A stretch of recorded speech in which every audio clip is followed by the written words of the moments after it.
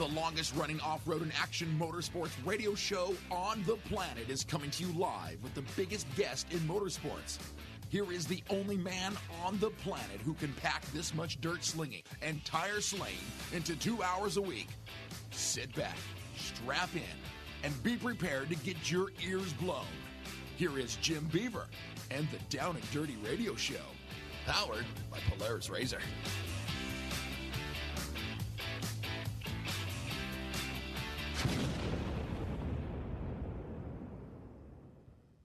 Welcome to the Down and Dirty Radio Show, powered by Polaris Razor. Jim Beaver back in the saddle once again here for your another weekly dose of your favorite in action motorsports radio and a little bit more. Man, thank you guys once again for tuning in. I am fresh off of Crandon. Yes, I was at Crandon, the iconic Big House up there in Wisconsin over the weekend, hosting the live stream for Crandon and Lucas Oil Midwest Short Course League for the past couple of days. And I got to tell you, Crandon, it does not disappoint. All my friends in Wisconsin, and, I don't know, you're the most iconic off-road track in the entire world. Like, how can life not be better? And the weather was absolutely on point. We are definitely going to jump in. We are going to be dissecting Crandon in its fullest today, as well as on the podcast. If you haven't checked out the 4-Wheel Parts off-road edition of the Down and Dirty Show powered by Polaris Razor, make sure and check it out. It's on iTunes, the website, downanddirtyshow.com. All that good stuff. Tiffany Stone and I, we talked nothing but Crandon for about 45 minutes, I believe. So, yeah, if you're looking for your off-road content, we'll touch on it today. You want to go in depth? Yep, that's the place for you. But speaking of today's show, we got a couple of my very good friends calling into the show. I am absolutely stoked to have my good friend Ryan Tuerck on the line. Yes, Formula D OG, coming off a big win at New Jersey at the Wall, which would be kind of his home event there. But yes, Ryan Tuerck, the man, the myth, the legend, he is on air today, and you guys don't want to miss this interview. Always fun catching up with Tuerck. And then switching out of drifting, going to a little bit of rallycross. We've got my other good friend, Steve Arpin. I was at his shop about a month ago in Charlotte, hanging out and having a good time. Well, ARX, it is upon us. It kicked off. And you know what? His team, they went and had a double podium. That is right. Finished second and third of the very first kickoff event there for the ARX Championship. Steve Arpin, he is on the show as well. So I got to tell you, it is locked. It is loaded. It is going to be 2 hours of a good time right here on the Down and Dirty Radio Show, powered by Polaris Razor. You don't want to go anywhere because we got more right after this.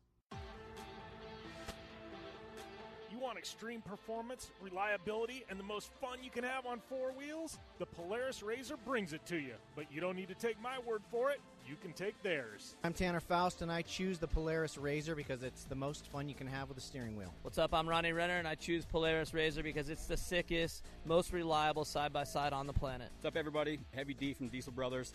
Listen, I'm on Team Razor because it's hands down the best piece of machinery on the planet. I'm RJ Anderson, and I choose Polaris Razor because it's the most fun, most capable machine. Action sports stars, TV personalities, and some of the best race car drivers in the world all choose Polaris Razor because it's the ultimate combination of power, suspension, agility, and fun. Find out more information on the web at PolarisRazor.com or follow at Polaris Razor on Facebook, Instagram, and Twitter, and use the hashtag RazorLife to share your story.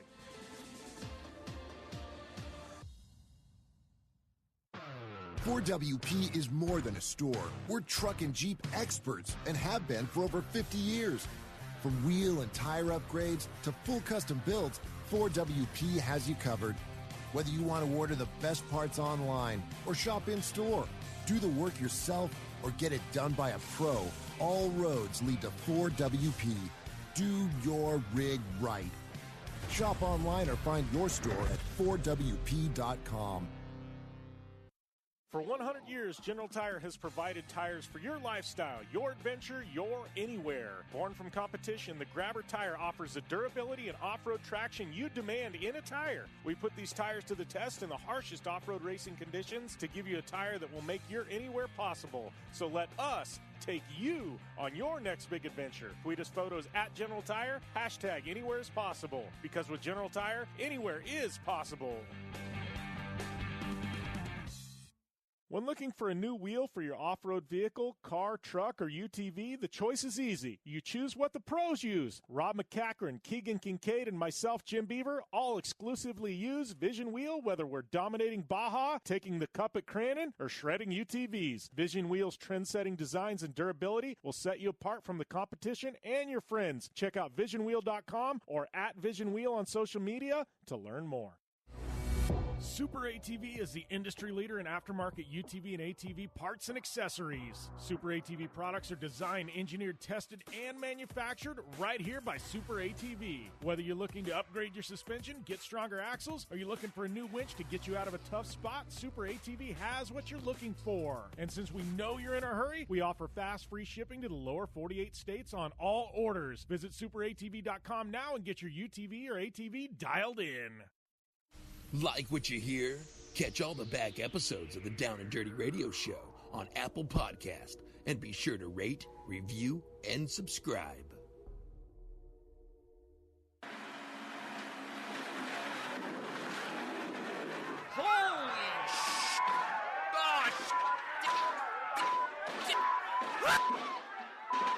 Oh man, that was a hell of a ride. Go check out mymedic.com for the best first aid kits on the planet and save 15% with discount code Jim Beaver. Again, mymedic.com, discount code Jim Beaver, and save 15%. It's cheaper than a funeral. Welcome back to the Down and Dirty Radio Show, powered by Polaris Razor. And yes, mymedic.com, it is cheaper than a funeral. Go and check them out. They got the best damn first aid kits in the world. Doesn't matter if you're an action sports star, professional race car driver, hunter, outdoorsman, or just a soccer mom. They got something for everybody. Literally, first aid kits tailor-made for what we do to help fix injuries, save lives, whether it be just a scratch or you actually lost a limb. Yes, mymedic.com. And don't forget, use that coupon code Jim Beaver, and it'll get you 15% off all your orders there at mymedic.com. All right, speaking of having a good time, yes, I was at Crandon over the weekend. Hopefully you guys tuned in. Crandon cranking out their live stream this year. It's kind of gone back to the free nature that we've seen in the past, and I got to tell you, man, it was definitely good stuff. There at Crandon, I mean, the racing, well, first off, we talked about it in the opening segment, but the weather was absolutely on point. You couldn't ask for better weather, and anytime you're in the Midwest, it's a crapshoot, man. It is absolutely a crapshoot, but the weather was absolutely a lock for just an amazing weekend of racing. Weather was pretty rainy on Friday, and we were kind of nervous, and then Saturday, Sunday, man, the racing gods were upon us, and sun came out, dried things out, and we got to see just some epic battles. I know, just looking down the list of things, first off, we got to talk about last week's guest, my man, my good friend, my boy Keegan Kincaid. And, this was a big weekend for Keegan Kincaid, and the underlying thing, and Keegan and I didn't talk about it last week on air. I didn't want to ruin the vibe there, but, one of his very close friends, Steve, had passed away. And, the team, the community around Crandon, like everybody, I mean, it rocked people. This was a good dude, somebody that everybody knew, just a guy, it's absolutely tragic, and so, the underlying thing was it's rocked everybody, and team, put it together and showed up at Crandon. And, I kind of felt like a vibe, like there was a little bit more, right? There was just a little bit more to the weekend, a little bit of extra drive, like, whether you want to say he had an angel on his shoulder or not. I just felt like there was a little more going on there, and I think everybody thought, man, it'd be cool if Keegan got a win this weekend, right? Well, he comes out of the box in Pro 2, just destroys everybody. I mean, Chad Horde is here out of retirement to come back and run 2 Crandons a year with his new sponsor, and Keegan literally shot out of a cannon. Nobody had anything for him in that opening race. And, he went and just absolutely obliterated the Pro 2 field and took the victory. And everybody's like, man, this is awesome. He got on the podium, and I'm calling the live stream, and Keegan breaks down in tears. Everybody in the attendance did. His family, his friends. Tiffany Stone, who's doing the interview, starts breaking down in tears. I'm on the live stream, like, getting choked up and teared up. Literally not a dry eye at the track. And, it was just such an emotional victory there for him, for everybody at Crandon. And, I think something like that, it helps the healing process. And I think that truly happened at Crandon, on that first Saturday victory at Keegan's. Then we roll into Sunday, and everybody knew Keegan was fast, right? Well, then you get into Sunday, same thing, repeat, right? Just absolutely shot out of a cannon, obliterates the field. Nobody had anything for him. Even Chad Horde, who had an amazing weekend and probably would have been a winner any other event, he was not this weekend. Keegan just absolutely destroyed the field once again. Crazy, how fast he was in that Vision Wheels Pro 2, right? So now Keegan's 2 for 2, and then everybody starts thinking. Like the back of my, you don't want to mention something because then you jinx it, right? But everybody starts thinking. They're like, we got the cup race, and which the community cup race, the smaller cup race to the Labor Day cup race. Still a big deal, though. $10,000 check, Pro 2s versus Pro 4s, the whole thing. But, cup races generally favor Pro 4s. And unless the track conditions are perfect, the Pro 2s don't have a chance, generally. If it's muddy, Pro 4s just eat them alive. If there's a yellow flag flown, the Pro 4s immediately get a big advantage, right? For the Pro 2s to win, the track conditions have to be perfect, and it needs to stay green flag racing the entire race. Well, we talked about the track conditions end up being perfect. So I think everybody in the back of our minds are sitting there going, Keegan Kincaid and these Pro 2s, we may actually see the Pro 2 win this thing. It could possibly happen. The track's good, right? And then you go, yeah, it could happen. But there's a lot that goes into play. It's got to stay green and everything else, right? So the start happens. Keegan gets a hole shot out of a cannon, immediately jumps out to a massive lead over the rest of the Pro 2 field. Chad Horde chasing him down, but, he needed to run away and hide in this cup race. And so I'm calling the race, and everybody in attendance, we're going, could this happen? We're like, no, there'll end up being a caution at some point. The Pro 4s will get a chance, right? And lap after lap, we keep looking at the gap, and I'm like, Johnny Greaves is running a great race. He's defending Community Cup champ. We're sitting there, we're looking, we're watching, and and I think it starts creeping in. We're like, could this happen? We're like, there's going to be yellow. Somebody's going to yard sale. Somebody's going to do something, right? And but then like lap after lap keeps ticking by. We look at the gap. Track's holding together. Pro 2s are on fire. Johnny Greaves, he's quicker, but not by much, and that gap isn't narrowing as fast as we wanted it to. And the way this thing's supposed to work out is the last lap they're supposed to come together. Well, we're watching, and Keegan's so fast, like, they're not. Johnny's passing Pro 2s, but I'm like, I don't know if he has enough. We're calling it. We're watching, and we're like, could this actually happen? I'm like, there will be a yellow flag in the back of my mind. I'm like, this is going to happen. There's no way this happens, right? Come the last lap, we're sitting there. We're all literally on our feet going, is this going to happen? Can this dude win it in a Pro 2 and sweep the entire weekend? And Johnny Greaves is coming. He is flying. He is getting faster and faster and faster. And, as the thing winds down, we're sitting there, we're watching half a lap. We're like, is it going to stay green? Is it going to stay green? There's no cautions out. There's no cautions. Coming around, he's coming around the last corner, and I'm like, something's going to happen. It didn't. Boom. Keegan Kincaid takes the checkered flag. Johnny Greaves, he is still a few truck lengths back. He ends up taking third place. Horde had second. But Keegan Kincaid with the absolute unheard of sweep on the weekend and a cup win in a Pro 2. 3 for 3 with a cup win in a Pro 2. Absolutely mind blown. Mind blown. That, I can tell you already when we get to our power rankings, that is going to be my top thing of the weekend. But absolutely an amazing effort by Keegan Kincaid. I think everybody, it was an emotional weekend. It was an emotional race. Just an absolute amazing time.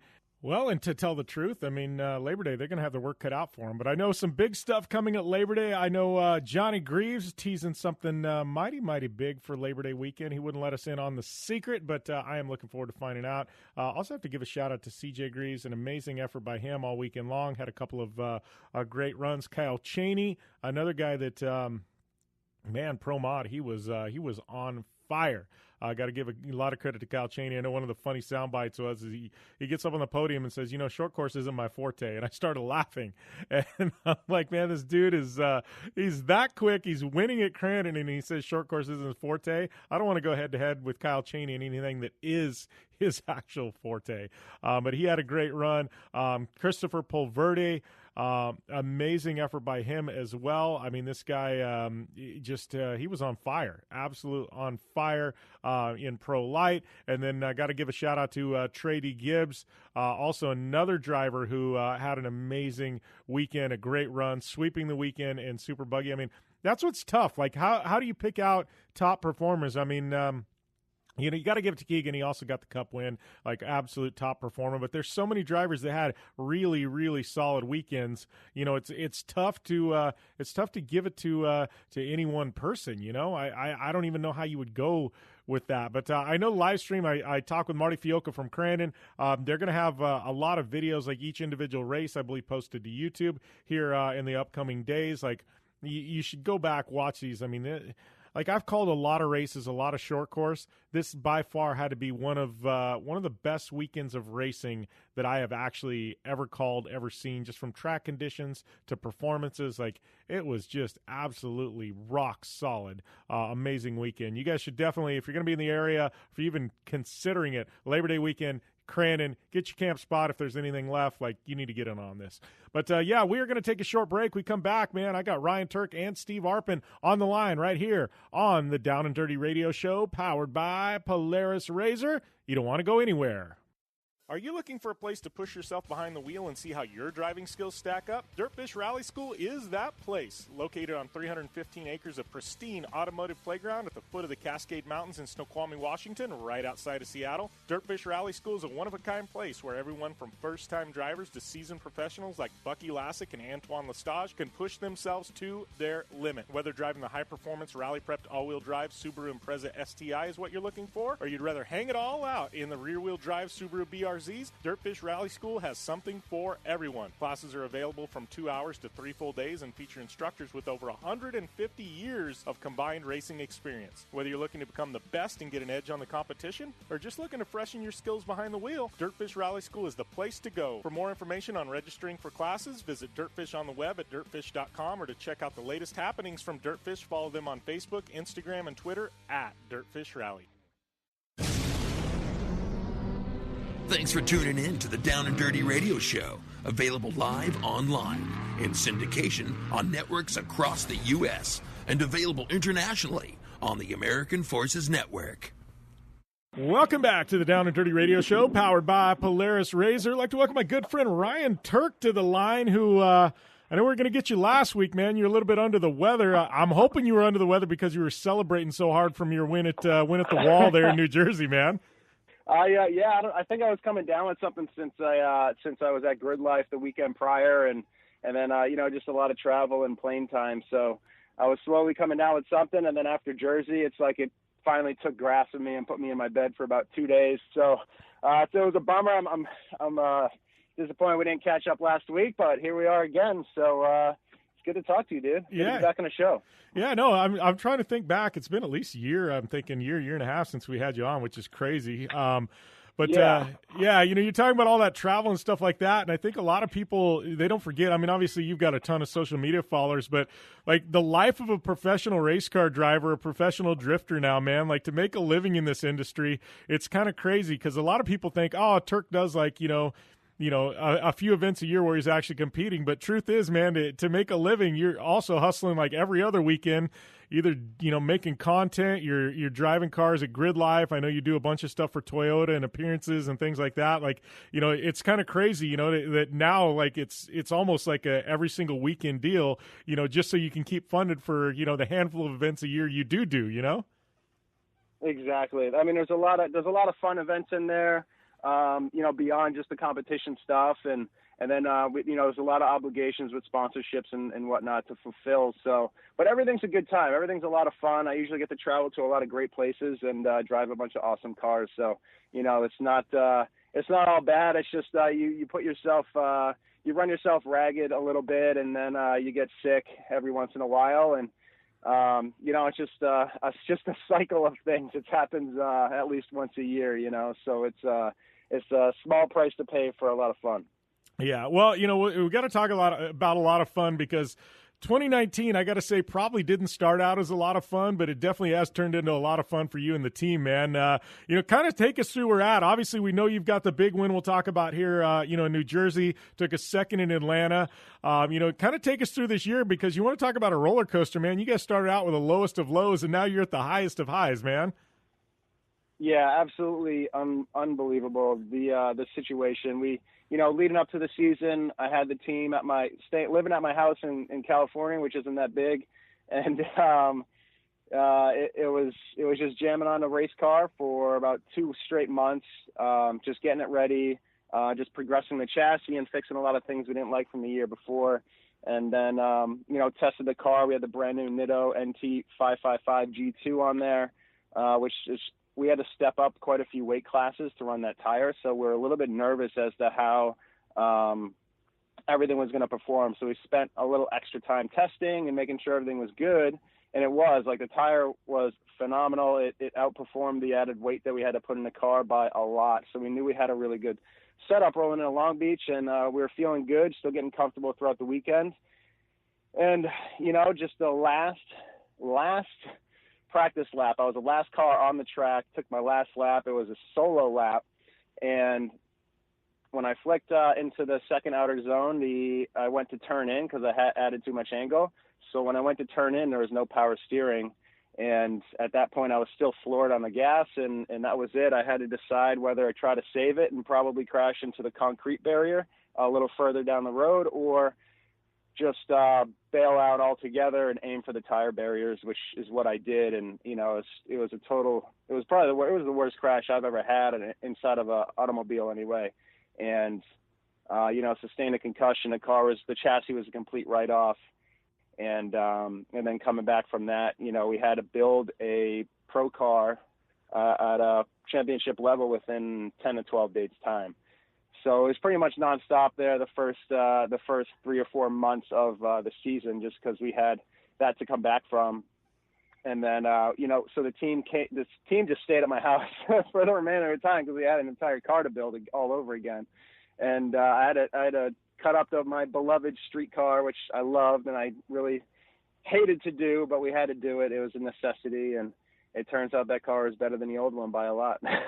Yeah, definitely. Definitely. You guys got some momentum going now in this new car, right? I guess at the time it was a tough choice, but now you probably wouldn't change it for the world, right? Yeah, no, it was a good option. I mean, we were going to retire that car at the end of the year anyways. It's just a bummer that, that car served me very well throughout the years. It had a lot of development on it, went through a lot of changes, and we learned a lot from it. So I wanted to retire it to being my demo car and then build a new car at the end of the year. Obviously, that plan got accelerated big time right after the first round, and the new car is a lot tighter. It's a straighter chassis, hasn't had any wrecks on it, no pulls on the frame machine. So it's just a better base overall. Obviously, it's a lot fresher. And we went to Orlando, which was round 2. I was still not all there for my concussion. I didn't know how to manage it extremely well. I just knew I needed rest, which is what I was trying to do in between building a car in 12 days. So there wasn't a ton of rest like I should have gotten, but so we showed up. It was basically just a shakedown for the brand new car. Car performed awesome. I was just trying to get used to it. We qualified okay, and then we got knocked out by Dajiro in top 16, which was almost a godsend because I was feeling it. The concussion symptoms all came back. I was super out of it, foggy, tired, and just needed some rest. So we left from there. Car was good. We knew we just had to throw a good setup on it for Atlanta, and it all worked out at Atlanta. I finally was able to come home, get some rest. And Atlanta, we threw it down. We had some rain and some adversity, but the car setup was great. The Nitto tires are phenomenal in the wet, and the team threw a 6 setup on the car, and we just started picking guys off and all the way to second place where we met Osbo in the finals. He ended up getting us. He had his car was a lot faster. We couldn't really keep a good chase on him as far as proximity is concerned, so we got second there, and that felt like a win. That was pretty unbelievable. Just to get second place on the podium, the team was pumped. We're all, rejuvenated and ready to go. Yeah, well, that takes us to, this weekend, or this, I guess a couple of weeks ago, week and a half ago, there at New Jersey. And I'm pumped when, any of my friends wins in FD. But, dude, this one was, it's been since I think Orlando back in 2015 since you took a victory. I mean, this one had to feel good. And then I look at it and it's like, man, if I had to pick a way to win an event, dude, I'm looking, Forsberg, Dean, Osbo, JTP, like to me, dude, like you can't pick 4 tougher guys to have to go to war against to win a, there was no easy rounds for you, dude. Like you earned that one.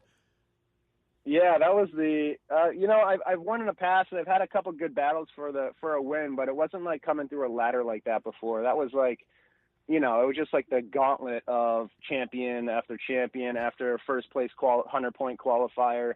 So it was really cool. I knew that day that we had the car to win, and it was better than everybody else's. And at that point, it was just more or less up to me to not make any mistakes and just be extremely aggressive and just throw it down. And it worked out. The Forsberg battle was good. That was a good confidence builder because I knew he was going to be tough. Always heads up. Obviously, always great running my homie, but sucks that we got matched up in top 16. Felt more like it would have been a finals battle, but so did the majority of those battles that I went through. JTP was also a good battle. He got the 100-point qualifying run the day before in qualifying, and we took him down in top 8. He ran some really good laps. He had a little mistake on the last turn on outer touch and go 2 or 3, I think, and that's pretty much what gave us the win. And then up against James Dean in semis, who I haven't beat. Me and James have gone up against each other a lot since he's been over here in the States the last 3 seasons, and he's gotten the better of me every time. We've had a couple one more time battles, some fierce battles, but he's always got the better of me. So I knew we had the car, and I just didn't want that to happen again. I was like, if I can't beat this dude with the setup that we have right now, then I don't even know if this is ever going to happen. So I went out there extremely aggressive and had some really good transitions and was able to stay on his door and just apply pressure all the way at the end. And then his chase lap on me was also extremely good. I just edged him out. It was just like he had fallen off just a little bit on one stretch of the track, and that's pretty much what gave me the win on that one. And then the Osbo battle, I was almost glad it went one more time with me and Frederick because my chase lap wasn't that good. I made a little mistake on proximity, and I just couldn't really get on the door like I wanted to. So it was good. I'm glad they sent it one more time. I was able to fix the mistake that I made, stay on his door, really close proximity throughout the entire run with no mistakes, and ran a clean lead lap. And, he also did a phenomenal chase and lead lap as well. And I ended up getting the win. And it was crazy, man. I started to get a little emotional under the helmet before we reached the podium, and it was good. It was great to do it in front of some friends, and that's the closest track to my home in New Hampshire, so essentially my hometown crowd as well. Yeah, I was going to say that's probably the one where a lot of family, friends, and stuff that don't get to go to a lot of the FD events. This is probably the one where they show up at, and you probably got your whole cheering section there, right? Oh, pretty much. Most of the years I do. This is actually the year, go figures, that none of my family were able to make it, and only a few friends came down. Still like some really close, some great friends that showed up, but it was a lot fewer of a cheering section, or a lot smaller of a cheering section than it usually is. Yeah, maybe this is the one where you tell them next year, hey, everybody just stay home. Don't come. I kind of said that to them. I was just joking, obviously. I love it when my family or any of my friends are able to make it to the events and have a good time. So I was just kind of joking, but yeah, I don't know. I don't think it was well received. And we'll be back with more with Ryan Tuerck after this when we return here on the Down and Dirty Radio Show, powered by Polaris RZR. I'm Polaris rider Jim Beaver. I race trophy trucks professionally, host a Down and Dirty Radio Show, and also travel the country announcing motorsports events. I've seen it all, and trust me, I've done most of it. So when it comes time to relax on the weekend, nothing is better than taking time with my family in our RZR vehicles. They've got the reliability I need to just pick up and go explore the desert, dunes, or trail, and have the capability to attack even the harshest terrain. If you're looking for some of the most reliable and safest and hands-down most capable off-road machines in the world, look no further than Polaris and their award-winning lineup of RZR vehicles. Whether you want your daughter to experience off-road driving for the first time in a RZR 170 like me, take the entire family out in a RZR XP4 1000 on the weekend, or shred the desert and dunes in the all-new RZR XP 1000 Fox Edition, Polaris has you handled. Take my advice and join me and some of the best drivers in the world by driving a Polaris RZR. Check out the full Polaris RZR lineup at Polaris.com or follow them on Facebook, Instagram, and Twitter at Polaris RZR. Anywhere is possible. It's more than just a slogan. Anywhere is possible with General Tire's wide variety of tires for whatever it is that you drive. Whether you're looking for off-road capability balanced with impressive on-road performance or ultra-high performance offering all-season traction designed with a driving enthusiast in mind, General Tire has what you need to get where you're going. General Tire, providing anywhere is possible with the Down and Dirty Radio Show since 2012.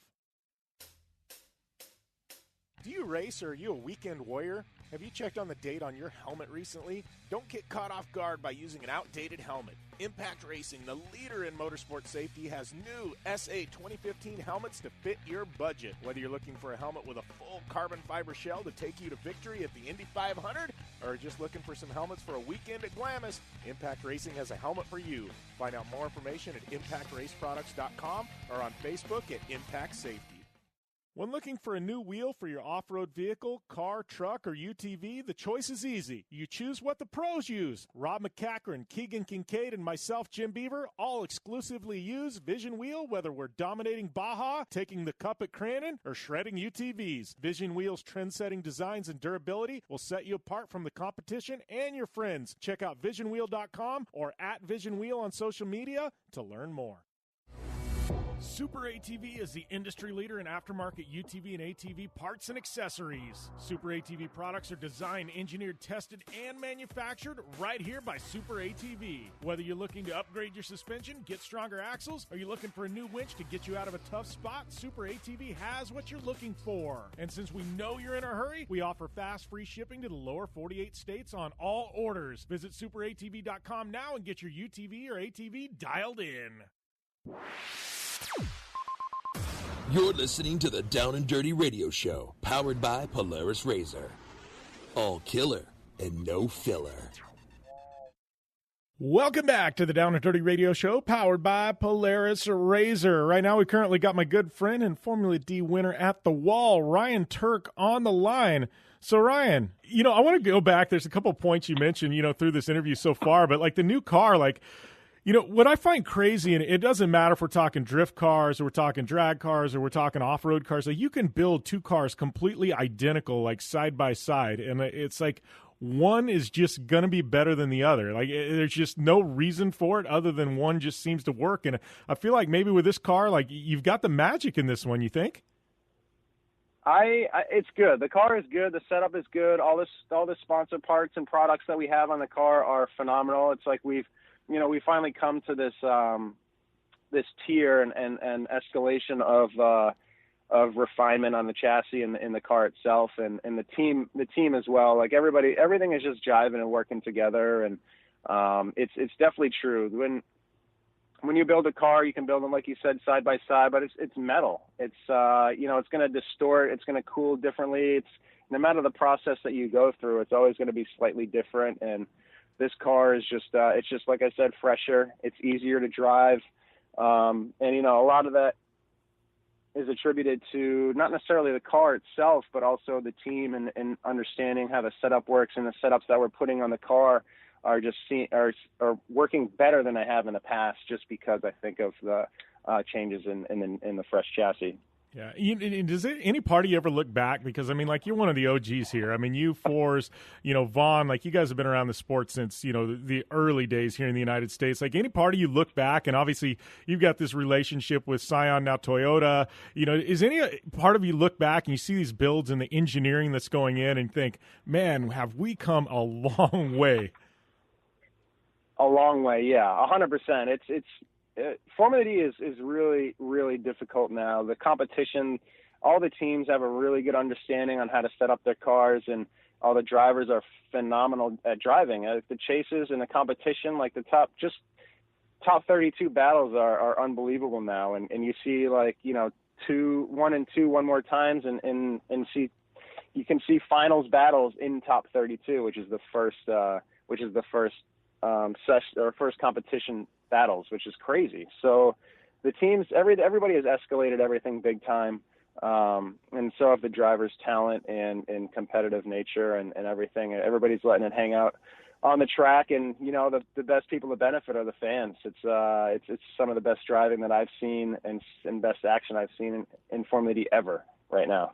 Yeah. Well, and I want to go back, you'd mentioned, kind of the concussion and the crash there. And, I had the opportunity at SEMA a couple years ago to do a ride along with you out front. And, like, to me, as a guy who knows how to slide a car, like, what you guys do is just, like, so next level. Like, I mean, you guys' car control is absolutely insane. And that is coming from a guy who, has done his fair share of sliding cars. But, like, I think fans looking at home, like, I watch, on the live stream and things like that, and I see how close you guys are. And I mean, you guys almost look like robotic in your movements and things like that. And you guys make it look so effortless. Like, I think, once in a while a crash like this, you know what I mean? I know Vaughn had one a couple years ago. It was right at the end of the year where I think he yard sailed his car and he missed the last round of the year. But, like, I think every couple of years, there's one of those big crashes that destroys a car. And I think it, not only you drivers, but I think the fans at home, it really puts it into perspective. Like, you guys make it look so easy, but when something does go wrong, man, it's, there's big consequences, and I think, you as a driver, like, even with that concussion, man, it had to kind of reset you. It kind of makes you look at things a little bit differently. I mean, we've heard about concussions in motorsport, quite a bit, but dude, it's got to kind of make you kind of take a different perspective moving forward, doesn't it? Well, I think Chris Forza made a really good joke statement about the situation and the success I've had at the last 2 rounds. He's like, it looks like that crash knocked your screws loose again.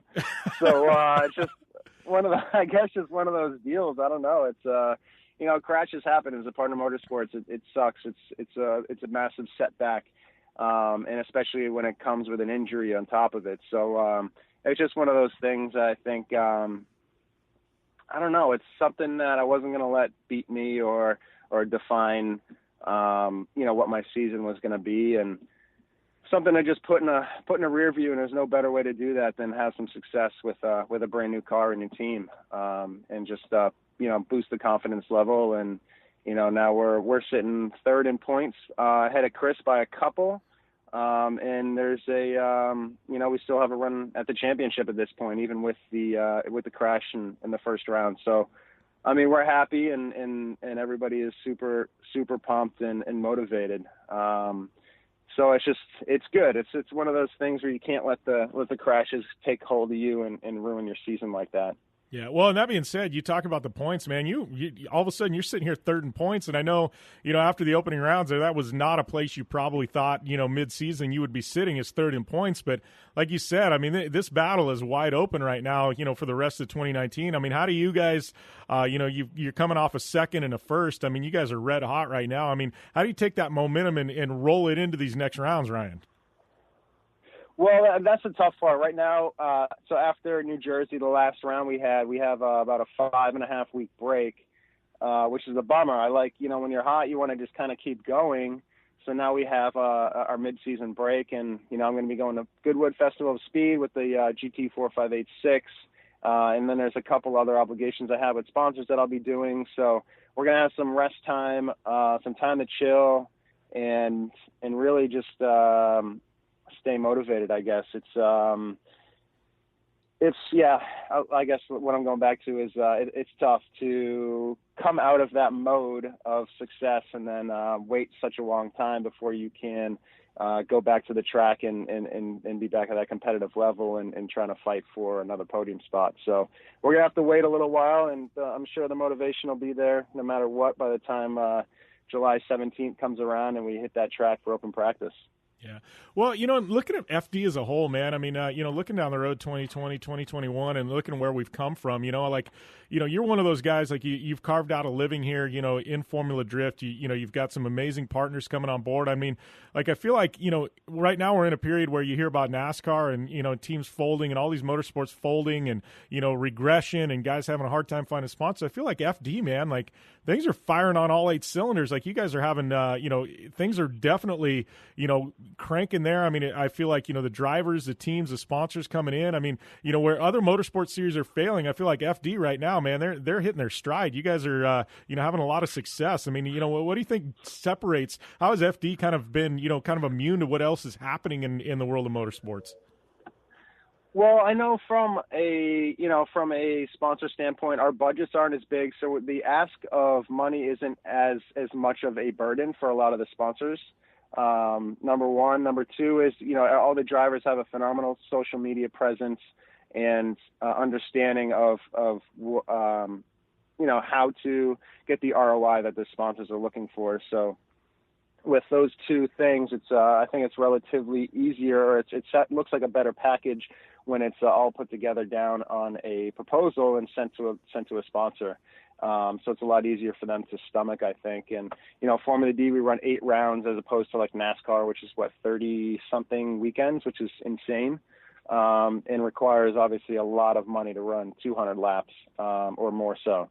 So, comparing them, I think that's just there's that, all the content creation that is involved around the drivers and around the sponsorships. All the drivers are extremely extremely hungry in Formula Drift, and always willing to go above and beyond for their sponsors and fulfill those obligations and then some, because sponsorships, no matter where you're at, what sport you're in, are extremely hard to get no matter what. And when you actually do get that sponsor, it is not drivers in Formula Drift, really treat it like it's gold and try to go above and beyond to make sure that they are going to sustain that sponsorship.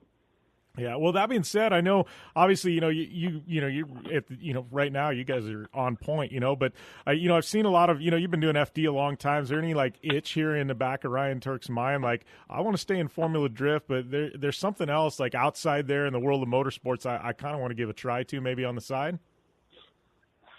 Oh, definitely. I love all forms of motorsport. There's some things I wouldn't want to do, but not a lot. I got a taste of doing some open wheel racing the last couple of years. I only went out 2 or 3 times to race some Formula Fords, which I had an absolute blast doing. It was a lot of fun. I would love to continue to do that just because it's a little lower cost, and the competition is still great, and it's a great learning curve too. Add to your wheelhouse, anything that you're able to kind of add to your skill level is going to help you as an all-around driver. I'd love to do some off-road stuff that's a lot more pricey, which has kind of held me back just because the focus is on budget, and everything is focused in Formula Drift, obviously. Yeah, well, and I know in the past you drove KB's Kazi Escort at one point, and I know you've been up to Dirtfish. I mean, rally, they're like an itch there in the rally side of things you might want to scratch too. Yeah, rally, I would say is super hard. I've tried to do the pace notes thing. It takes a lot of time to learn that and be confident and be fast is extremely difficult. So I would be better suited for the short course stuff. So like rally cross or short course truck racing, or just even doing the side-by-side racing as well. Yeah. Well, I appreciate the time, Ryan, man. It is always fun catching up. Congrats on the momentum you got, the big win. I know we'll be locked and loaded into the rest of this Formula Drift season, hoping you can make a run here at this championship, buddy. I appreciate it, and thanks for having me on the show again. Nice to chat and catch up, and we're hoping to continue this podium streak. We'll see what we can do. And you want to talk about a guy who, we talked about it, a roller coaster year for Ryan Tuerck so far, but second in Atlanta, win there at the Wall. The Wall, that's a gnarly one. Are you guys, if you're not an FD fan, like you need to be, like certain venues like the Wall, like they call it because these guys literally are going head on at a wall at 100 plus miles an hour, and like literally right before they hit the wall, they whip the car sideways, throw it in a big old drift around the banking. Like, it's just crazy. It's called the Wall for a reason. Like, I mean, it's like they're playing chicken with this wall, throwing it in. Iconic Formula D venue. It's definitely one that everybody wants to win at some point. Obviously, Long Beach in the mix as well. The Wall does not disappoint, that's for sure. So, man, I don't know, Formula D, for some odd reason, we haven't done a lot of coverage of it so far this year. I'm trying to think back. Did we have Vaughn earlier on this year? Obviously, we've got Tuerck. I mean, Osbo, Forsberg, they've all been regular guests on the show. I don't know. We've had so much coverage of everything. Like, I feel like Formula D, for some odd reason, has slipped through the cracks. I need to change that. I know, I don't know why, how, what, when, where, why this has all kind of happened. But, we need to circle back, do a little more FD coverage, because I love my tire-slaying friends. Always a good time catching up with any of the OGs or any of the cats there from FD. Always had a great relationship with that series and doing recaps and things like that on the show. And definitely good stuff. So Formula D, they're at the wall in the books. Ryan Tuerck moves into, I guess third in points. Got a couple of the usual suspects out there out front. I know Osbo in the hunt as well. And, Frederick Osbo, this guy is an absolute FD machine. It's crazy that he actually has only been in the series this short, I don't even want to say short amount of time, because he's been in there for a while as a veteran, but not an OG. But to have the wins that Osbo has, like, it's crazy. You would think he'd been in the series for decades at this point, but he's just that good. So, Ryan Tuerck definitely on fire right now, the man to beat. It's going to be interesting to see how this FD season plays out. That's definitely for sure. So, fun catching up with FD. Once again, I don't know if, I like to hear you guys' feedback. I know Tuerck was one of those. We had people reach out to me like, hey, get Tuerck back on. I agree. He's always a fun interview. So we did it, so I like hearing from you guys. So let me know if you guys have any ideas for guests or whoever you'd like to get on the show. I like hearing from you listeners, you fans. Like I've always said, man, if there's somebody out there you want to hear, I'll go out and get them. We've done it plenty of times. So we'll get them on one show one way or another. So, thanks a lot for tuning in. Thanks to Ryan Tuerck. And, we're going to take a short break. We come back, I guess, wrapping up hour number 1, and we'll start talking about what's going down in hour number 2 right here on the Down and Dirty Radio Show, powered by Polaris Razor. Anywhere is possible. It's more than just a slogan. Anywhere is possible with General Tire's wide variety of tires for whatever it is that you drive. Whether you're looking for off-road capability balanced with impressive on-road performance or ultra-high performance offering all-season traction designed with a driving enthusiast in mind, General Tire has what you need to get where you're going. General Tire, providing anywhere is possible with the Down and Dirty Radio Show since 2012. Hey, this is Jim Beaver, host of the Down and Dirty Radio Show. Getting down and dirty on the racetrack is all fun and games until it's time to get the dirt off. I know it all too well, which is why I partnered with MotoShield Pro, the leaders in nanotechnology solutions on the racetrack and in off-road to combat mud and dirt buildup on my vehicles. MotoShield Pro keeps us from taking unnecessary damage and spending extra energy on cleaning. No matter the weather or the surface, having proper protection on all my vehicles saves me plenty of reprep time in a sport where every second counts. Prep your vehicle like a pro. Learn more at MotoShieldPro.com. Like what you hear? Catch all the back episodes of the Down and Dirty Radio Show on Apple Podcast, and be sure to rate, review, and subscribe.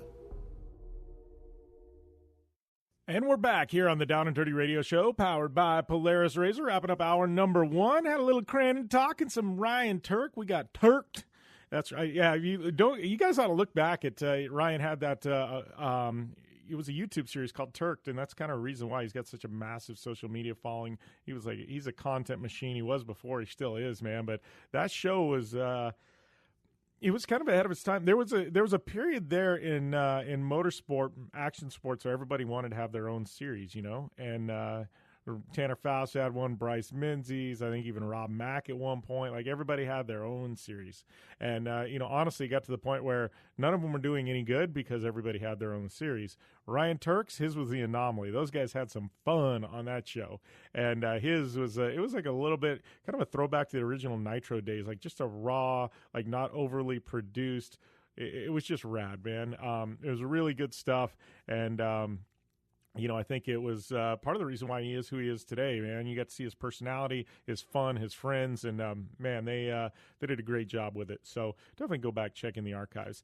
If you haven't already, though, please, talking about our shows, I got 3 shows a week I'm doing now. Please go over to iTunes, subscribe to the Down and Dirty Show, subscribe to Project Action, subscribe to Down and Dirty Show. You're going to get a couple of shows. We also produce some shows for my friend Jim Riley, The Answer is Yes, and Baja Sessions. Also distribute a couple of shows. Kelly Crandall's Racing Riders Podcast, also distributing the new iRacing Downshift podcast. So if you're an iRacing fan, they've got a virtual sim racing fan, esports. iRacing's got a show for you, and that thing just launched a couple of days ago. So Also, we're taking in, I don't know, we got all kinds of clients and fun stuff we're doing with a lot of different brands, a lot of shows, but also check out downanddirtyshow.com.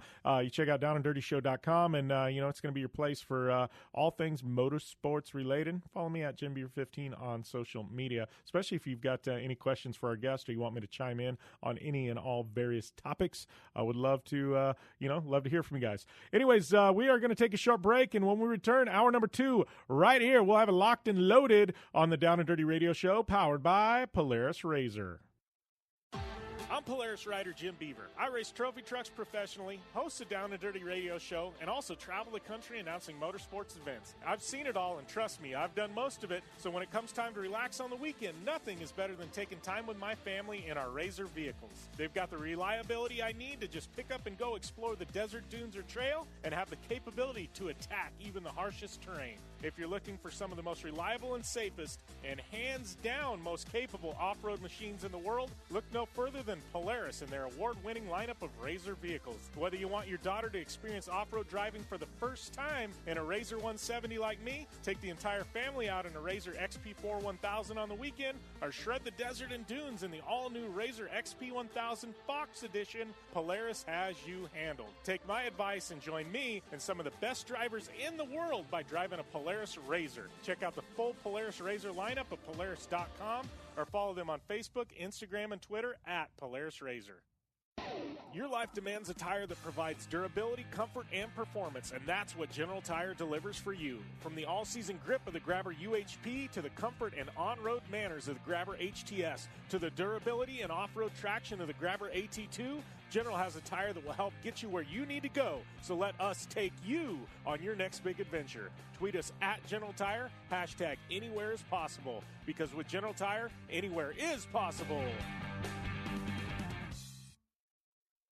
When looking for a new wheel for your off-road vehicle, car, truck, or UTV, the choice is easy. You choose what the pros use. Rob McCachran, Keegan Kincaid, and myself, Jim Beaver, all exclusively use Vision Wheel, whether we're dominating Baja, taking the cup at Crandon, or shredding UTVs. Vision Wheel's trend-setting designs and durability will set you apart from the competition and your friends. Check out visionwheel.com or at Vision Wheel on social media to learn more.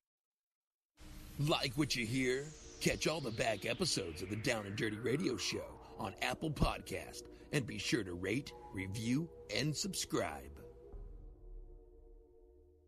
And we're back here on the Down and Dirty Radio Show, powered by Polaris Razor, kicking off hour number 2. That is Dose 1, 2. Yes, 2 hours of Down and Dirty Show. Probably an hour of the off-road edition, and an hour of the Project Action podcast. So it's 4 hours of audio content. You guys got to be sick and tired of me at the end of the day, or at the end of the week. I know. No, thank you guys once again for joining us. Whether you tune in national syndication, one of my favorite things. We're on the American Forces Network internationally. Our troops. Thank you guys for tuning in overseas, listening to me babble on each and every week. And thanks to everybody tuning in on demand, online, wherever you're getting us. We are saturated at this point. I don't know if there's many other places we could be airing, but thank you guys. Much appreciated. Seriously, I can travel anywhere in the world and in the country, and people know what's going on, and it's kind of humbling for me, just a small town kid from Arizona, to have people actually listening to me in other parts of the country, and actually know what's going on and what I'm doing. It's kind of crazy to me, really. But thank you guys once again. Kicking off hour number 2. So I guess the way hour number 2 is going to work here is what we're going to do? We're going to kick things off with my buddy Steve Arpin. Probably a couple of segments here coming up. We'll have Steve Arpin to kick off hour number 2, and then we will roll right into Power Rankings with Chris Leone. I know usually we have in this upcoming segment Power Rankings. We're switching the script mainly because I'm going to do a longer interview with Steve Arpin, and I think you guys are you're going to enjoy that one. So yeah, Steve Arpin, just a good friend of mine. I love this guy, blue collar racer. He is grinding his way to the top, and, he's always fun. He's always got good stories, and like I said, he's a good friend of mine. So he's coming off a crazy, crazy good good weekend of racing there at ARX to kick off 2019 and that season. So definitely time to catch up with Mr. Steve Arpin. That is for sure. So yeah, thank you guys once again. If you got any questions for our guest, at Jim Beaver 15 on social media, hit me up, let me know, and I would love to get those questions in, and also would love to hear from you guys. Please chime in on our power rankings. Chris and I it's my favorite part of every show. Get to kind of basically compare feats on the weekend, and who I think was the top dog in in that 7-day window of motorsports. So always fun to kind of Chris and I kind of debate on who we think is better, but always a good time. Thank you guys once again for tuning in. We are going to take a short break, and when we come back, we're going to be rolling right into things with Mr. Steve Arpin right here on the Down and Dirty Radio Show, powered by Polaris Razor. You want extreme performance, reliability, and the most fun you can have on four wheels? The Polaris Razor brings it to you. But you don't need to take my word for it. You can take theirs. I'm Tanner Faust, and I choose the Polaris Razor because it's the most fun you can have with a steering wheel. What's up? I'm Ronnie Renner, and I choose Polaris Razor because it's the sickest, most reliable side-by-side on the planet. What's up, everybody? Heavy D from Diesel Brothers. Listen, I'm on Team Razor because it's hands down the best piece of machinery on the planet. I'm RJ Anderson, and I choose Polaris Razor because it's the most fun, most capable machine. Action sports stars, TV personalities, and some of the best race car drivers in the world all choose Polaris Razor because it's the ultimate combination of power, suspension, agility, and fun. Find out more information on the web at PolarisRazor.com or follow at Polaris Razor on Facebook, Instagram, and Twitter, and use the hashtag RazorLife to share your story.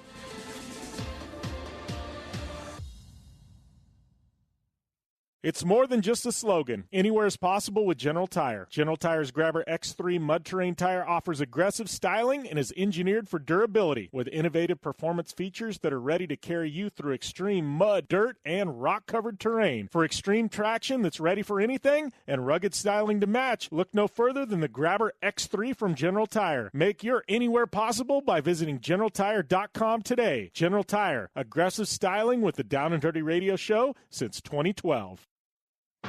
4WP is more than a store. We're truck and Jeep experts and have been for over 50 years.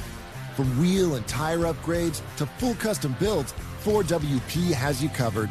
Whether you want to order the best parts online or shop in store, do the work yourself or get it done by a pro, all roads lead to 4WP.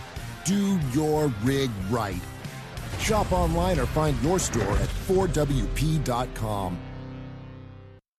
Looking to have some fun on four wheels? Dirtfish Rally School has you covered. Packing as much adrenaline and adventure as you can handle into high-performance all-wheel drive and rear-wheel drive Subaru rally cars is where the fun begins at Dirtfish. Just 30 minutes outside of Seattle in Snoqualmie, you'll get a chance to train up to 3 full days with some of the country's best instructors and be put through the high-octane rush of rally on mud, dirt, and tarmac. Get started today and call 425-888-7715 or visit us online at dirtfish.com and use code 911 for a 15% discount. Super ATV is the industry leader in aftermarket UTV and ATV parts and accessories. Super ATV products are designed, engineered, tested, and manufactured right here by Super ATV. Whether you're looking to upgrade your suspension, get stronger axles, or you're looking for a new winch to get you out of a tough spot, Super ATV has what you're looking for. And since we know you're in a hurry, we offer fast, free shipping to the lower 48 states on all orders. Visit superatv.com now and get your UTV or ATV dialed in. Thanks for tuning in to the Down and Dirty Radio Show, available live online, in syndication on networks across the U.S., and available internationally on the American Forces Network.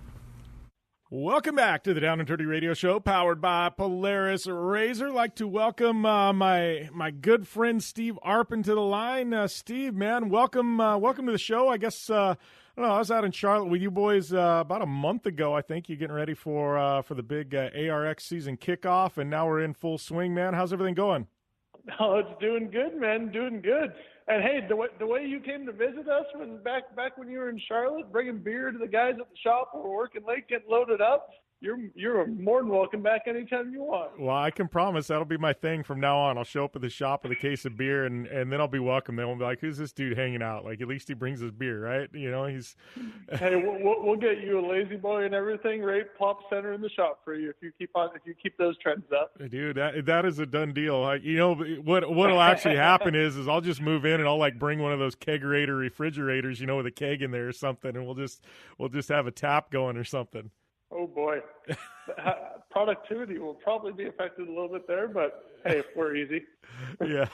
Well, you know, and it's funny because, like, you know, I've been to your shop a couple times now, and you know, when I go back there, like, I think a lot of people don't realize, like, I think they see, you know, TV, they see, you know, Steve Arpin, driver owner.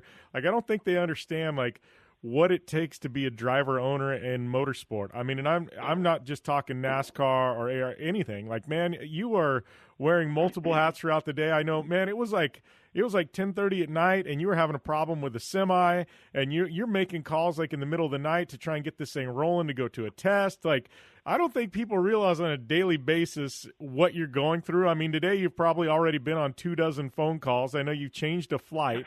You know, like, I just don't think people understand Steve Arpin's schedule. It's crazy. But I wouldn't trade it for anything in the world. And to be fair, as much as I think mine is crazy, all my guys are in the same boat. So we're a small team. It's not just me that wears multiple hats. It's every guy on this team. So we've got Carl Goodman, who's our lead engineer, and if he needs scrub toilets, he'll scrub toilets too. Shaggy, our head fab guy, he jumps into every aspect of the team as well. So it's by no means just me, but it's small team racing. It's a challenge that I think you left at around 10:30ish, and it was 2:30 in the morning that night when I finally got out of here with the running truck. We got it fixed, so that was a good thing. And then we're back on the road by 7 o'clock the next morning. So it's a challenge. It's fun, but I tell you what, when we have weekends the way we started in Mid-Ohio, it makes every ounce of it worthwhile. To be able to be such a competitive team with going up against the powerhouses that we are is pretty awesome. Well, and I think that's, you know, to me, that's the big thing with ARX. Like, I don't think people realize, you know, I think a lot of people outside of looking in, they look at the entry numbers, you know, and they see, oh, seven in Supercar. And I look at that and I'm like, yeah, but all 7 of those teams are capable of taking wins. Or all, you know, like, to me, it's a quality over quantity type thing right now. Like, I mean, for you guys to get 2 podiums there, I mean, I look at the people who weren't on the podium. I mean, Atco, Patrick, Tanner Faust. Like, I mean, you know, I'm looking at the guys that did make the podium.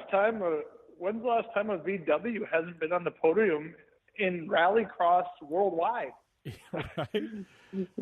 Yeah, it's just crazy, you know, but I think, like, you know, I look at that and, like, you were talking about that, I'm like, I you know, obviously you would have loved to have been on the top of the box or had Travis there on the top of the box, but dude, I mean, like, you know, you guys have to be fired up to be able to, you know, have both your cars on the podium in the opening round. I mean, you know, obviously the only way this could have went better, I guess, is to finish 1 and 2, but I think at this point 2 and 3, you guys will take it. Absolutely. You know, it was the cars were strong. The most encouraging part of the whole weekend was the fact that we were 2 and 3 on the podium, knowing that there's so much more room for us to make improvements. So we're really excited to keep on tuning this package, keep on working it. The guys, that was the first time the guys really got to go out and just run the car. So we had 1 2-day test before that, and the majority of that was just working out all the little bugs and everything. So now that we can kind of just take a step back, relax, take a couple deep breaths, and it's like, all right, what can we do to fine-tune this package? I think we're just going to get better and better going forward here. Yeah, well, and that being said, you guys switched the package this year, right? I mean, you know, in the year previously, I believe you were running the Focus RSs, and now you've gone back to the Fiestas, correct? I mean, it's a different car this year. It's one you've run in the past, but it's not, you know, it's not like you had all of last year's development work and stuff going into it, right? This is I guess, a new old car. Is that the easiest way to say it? So it's kind of a hybrid, which is really cool, and it's something that there's a lot of people that didn't think was possible to be able to get done, and our boys here figured it out. So I'm pretty proud from putting my team manager's hat on. Pretty proud to see what they accomplished. But so yeah, back in the GRC days, we ran the Ford Fiestas, the STs. And then when we switched over to ARX and partnered up with the Hoonigan bunch, we switched over to the Focus RS RX. And with that being said, the Focus had its positives for sure, but it also had its challenges with the size and everything. And the Fiesta had a lot of positives itself, but it just so happened that the negatives of the Fiesta were the positives of the Focus. So with a little bit of help from Ford and a lot of pulling hair out and everything from our team, we're able to take that engine package, electronics package, and so much of the running gear from the Focus and transplant that into the Fiesta. So we essentially have like a hybrid Fiesta ST kind of re-engineered by Loneborough Motorsports, and we're just so thrilled with how it turned out. So thrilled that we're able to accomplish it in the nick of time. Thank God we had a long off season this year to get it all done. But it's pretty exciting. Yeah, well, and talking about that, I mean, I think the Fiesta platform, right? It's a hair smaller than the Focus one. Like, you know, how is that you as a driver? I mean, obviously you were in the Fiesta, you went to the Focus, now you're back to the Fiesta. Like, do you have to change your driving style a bit? I mean, the cars, I gotta think, drive, you know, quite a bit differently. Yeah, well, honestly, it's a big part of it is just the suspension, the geometry. So there's definitely a big change from the size standpoint. But the Focus was a double A-arm style suspension. The Fiesta is a strut, so they drive completely differently just from the geometry standpoint. And so yeah, there's definitely a change in habits and how you drive and the tendencies that the cars like and everything. So it's a little bit of adjusting back to that, but honestly, they drive so nice. They drive so good. Like the proofs in Travis Picoy. He jumped in, and it's like it's not by accident that he drove himself and earned his way onto the podium the first race out. The kid's a hell of a driver, but the guys put a hell of a piece under him as well to make it happen. Yeah, you know, and obviously I think a lot of people, you know, if listen to this show know who Picoy is just from off-road circles and, you know, and obviously now with ARX and things like that. But, yeah, two-car team, man. I mean, you know, if things weren't busy enough for you on your own, I know you brought in Block, and now you've got obviously Picoy racing with you. I mean, you know, I guess it's I don't know. Does it make it easier? I don't want to say easier when you're doing two cars, but, I mean, you know, I guess if you're doing one, like the second car isn't quite as bad to run, right? I mean, you know, as far as, you know, as load on the team and things like that? Honestly, the biggest thing, so like a car is expensive to run, right? Like from the business aspect, running two it has all the same running expenses as the first one does. But from a team aspect and a productivity standpoint, the amount of data, it's like even going out at the first race in Mid-Ohio, there's parts of the track that were my strengths and Travis's weaknesses, and vice versa. There's parts of the track that Travis was really good at that I was struggling at. And just being able to share that data between the cars and really examine and really kind of educate yourself and pick apart each and every lap and how to just capitalize on every single corner is crucial. And back when I went against the VWs who have teammates to compare data to, and Subaru, who has a fleet of cars out there comparing data, it makes it tough. So having a teammate is one thing. Having the right teammate like Travis and his whole family and his whole crew that they bring along with him is crucial, and we couldn't be more thrilled with that partnership. And we'll be back with more with Steve Arpin when we return to the Down and Dirty Radio Show, powered by Polaris RZR, right after this break. Life is all about sound, the sound of sports, the sound at the racetrack, and the sound of your vehicle. Don't drive around listening to this. Drive around listening to the sound of performance. Gibson Performance. Gibson Performance Exhaust is the company who can turn this into this. Remember that life is all about sound, and Gibson Exhaust is the sound of performance. Check out your next catback exhaust system, headers, muffler, or UTV exhaust at GibsonPerformance.com and get more power and more sound. Hey, this is Jim Beaver, host of the Down and Dirty Radio Show. Getting down and dirty on the racetrack is all fun and games until it's time to get the dirt off. I know it all too well, which is why I've partnered with MotoShield Pro, the leaders in nanotechnology solutions on the racetrack and in off-road to combat mud and dirt buildup on my vehicles. MotoShield Pro keeps us from taking unnecessary damage and spending extra energy on cleaning. No matter the weather or the surface, having proper protection on all my vehicles saves me plenty of reprep time in a sport where every second counts. Prep your vehicle vehicle like a pro. Learn more at MotoShieldPro.com. Thanks for tuning in to the Down and Dirty Radio Show, available live online, in syndication on networks across the U.S., and available internationally on the American Forces Network. Welcome back to the Down and Dirty Radio Show, powered by Polaris Razor. Right now, we've got my good friend Steve Arpin on the line talking about ARX and everything else he's got going on. And Steve, well, and if all this racing, multiple cars, ARX series, gathering data, all this isn't enough running your team, now you've up and decided, hey, I'm going to go back and run some modifieds for the first time in a few years, man. How did that all come about? I'm kind of freaked out if I'm even going to be able to make the show. So these guys, the modifieds, I am so pumped to go back and drive these things this week. Going back to Deer Creek Speedway, which was my home track after I left Emo Speedway and back in Canada. So I am just so thrilled. I don't know if I'm more excited to drive these cars or go see all the people that it's been so long since I've been able to hang out with and everything that we used to race with each and every week. But driving Dustin Sorensen's car for Action Engineering, he's my Ineos teammate as well, so it's going to be pretty cool to be up there with that. And but the little bugger's been going and winning like every week in his car. So he's setting a high standard for me to make up to, and I'm not sure I'm going to be able to step up to the plate like he's been doing lately.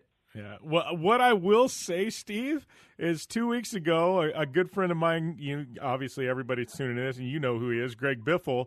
He came out of retirement after like 2 years, jumped in a NASCAR truck and won. So I'm just saying, like, if it can be done, Steve. I mean, I'm not saying I expect you on top of the box, but I'm just saying, like, I don't think you've lost much.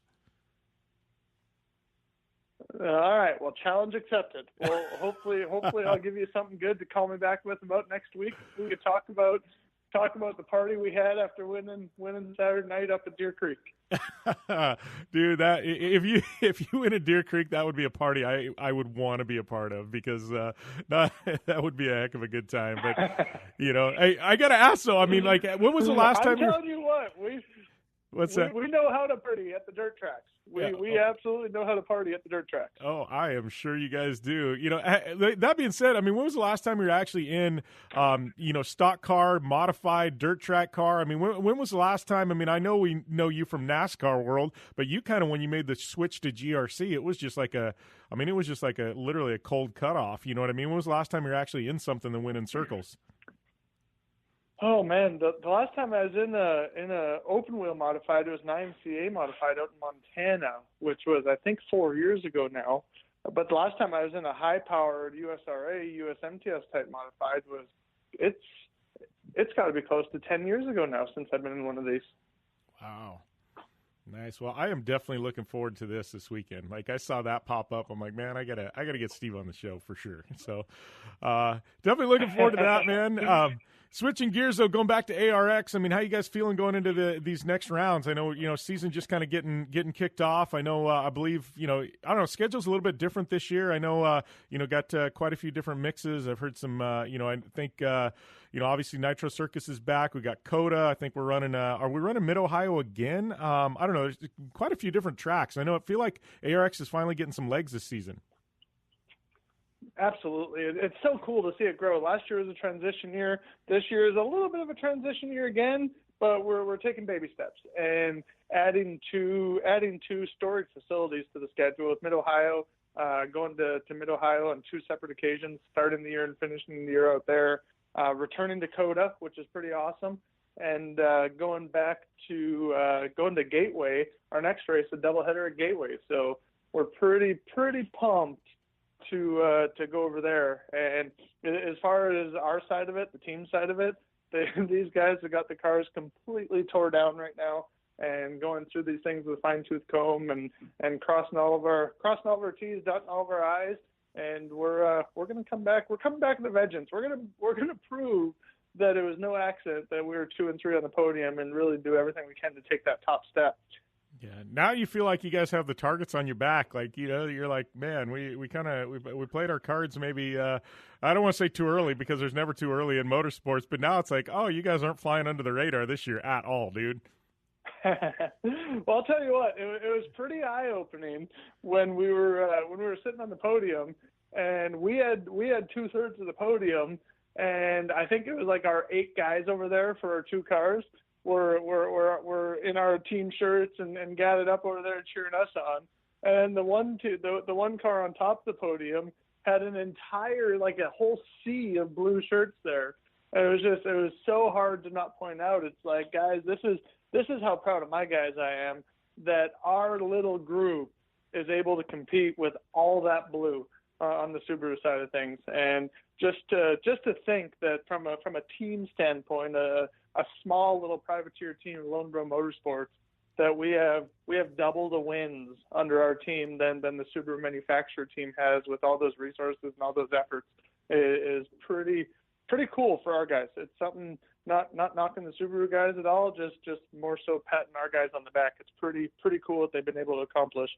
And the cool part about this year is we're going back to Nitro Circus again. It's going to be bigger and better than it was last year, and we are going to launch these Fiestas over that 100 and some foot open gap jump, and hopefully get a big old trophy there too.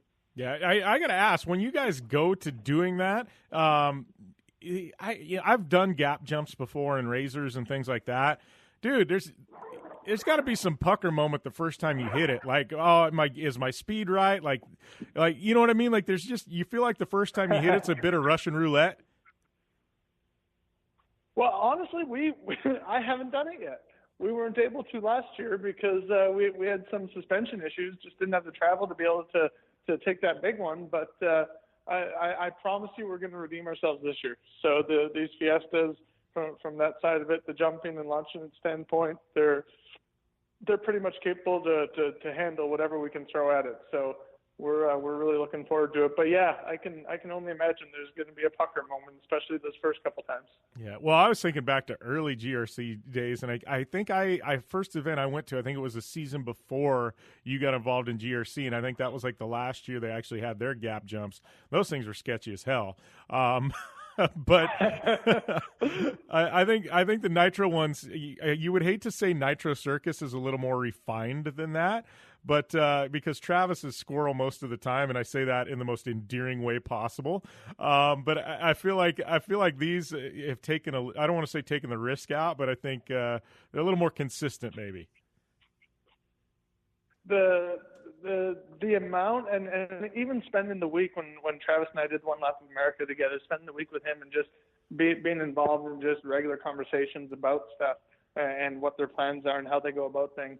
The amount of effort they put into safety is like, yeah, they go big, but they go big in a really calculated, planned out, safe way. So it's pretty cool. You talk about Travis being a squirrel. He's probably about as ADD as I am, I think. We're both just set on go all the time. And it is so funny, him and I trying to have a conversation, because we're talking about 6 different things in 6 different directions every time, and who knows where the other one's at when halfway through it. I will say, Trav went and we teamed up with Jolene a couple of years ago, did Vegas to Reno in Star Car. And, Trav and I have known each other for years, but that was the first time I actually spent like 4 days straight with Travis. And, and I got to tell you, man, Travis in Las Vegas, like, you better bring your party shoes on if you're going to Las Vegas with Travis, because you want to talk about likes to have a good time? Like, legit, you've got to be prepared for that experience. Where do you not need to bring your party shoes if you're going to anywhere with Travis? We went to Sheboygan, Wisconsin, and we had to have our party shoes on there. So yeah, he definitely knows how to have a good time. They have a lot of little tricks that they play. That is my first time with the crew, yeah. And I definitely woke up feeling pretty rough a few times from not being up to speed. But I'm ready for the games next time. Yeah, and isn't that the truth, right? There's a lot of inside jokes, and I've got, Jolene's warning me in one ear, hey, when this happens, just roll with it, or don't do this, or don't do that. Like, and I've known Jolene longer than I've known Travis, and like, she's feeding me this information, and I'm still failing at it. You know what I mean? Like, there's so much inside stuff. Like I said, you got to be prepared for it, man. They definitely catch you off guard, but I'll tell you what, they know how to fun. Yeah, for sure. So anything else on tap for you? Obviously, we know you're jumping in this, but just mainly, you focus on ARX this year. Obviously, we got Nitro World Games, I think, coming up later this year as well, I think in August. But, what else on tap for Steve Arpin? Just get through ARX and then play it by ear going into this winter? Honestly, the biggest thing I'm trying to do this year is I'm trying to drive as much as I can. So we're gonna try and partner up with the Boys to Action and do as much dirt racing as we possibly can this year, just to keep me in the seat more often.